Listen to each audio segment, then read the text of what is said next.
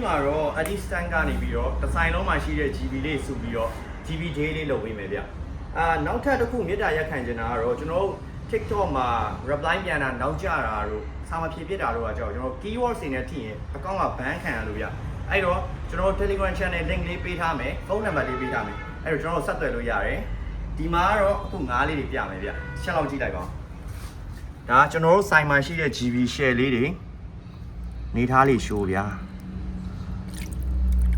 ဈေးနှုန်းကလည်းတောင်းကနန်းကနေစပြီးတော့ရှိမယ်ပြီးတော့သိန်းကျော်ရီလည်းရှိမယ်ဗျ quality အလိုက်ပေါ့ဗျာရုပ်ထွက်လေးတွေကွာဒီလို share လေးတွေပါတယ်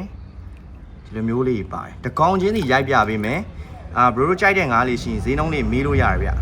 ကဲပထမဆုံးဒီကောင်လေးပြပေးမယ်ပြီးရင်နောက်တစ်ကောင်နောက်ထပ်အသီးလေးပဲဒါလေးနောက်ထပ်တစ်ကောင်ကတော့ဒီလိုလေးပါဗျာဒီကောင်မြောက်ဒီကောင်ကတော့ငမာလေးနော်ထည့်ရိုက်ပေးထားငမာလေးပူကြပြီးသားပါရှယ်လေးတွေပဲကောင်တွေက GB cam log လေးလည်းပါမယ် GB canfa လေးလည်းပါမယ်GB ဘူးလိုင်းအရောလေးလည်းပါမယ်မျိုးရန်အစုံပေါ့ဒီမှာဆိုလဲအတီးလေးပဲ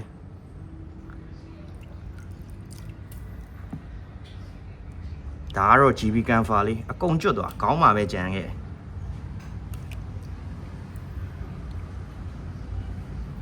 ကောင်လေးဆိုလဲရှိုးလိုက်ဗျာဒီကောင်ကတော့ canfa လေးပါ GB canfa လေးနောက်ထပ် canfa လေးတစ်ကောင်ကောင်လေးလည်း canfa လေးပဲ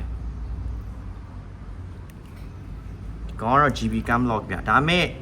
မဲနေသေးရဆိုတော့သူတို့က fading ဖြစ်နေတာ GB တော့မဖြစ်သေးဘူးအဲ့တော့ fader လေးပေါ့ဒါကတော့ကျွန်တော်တို့ရဲ့ super monkey လုံးဝ share ကျွန်တော်မျိုးထားတဲ့ကောင်လေးပေါ့ဗျာစိတ်ဝင်စားတဲ့ငါးလေးတွေရှိရင်ကျွန်တော်တို့ကို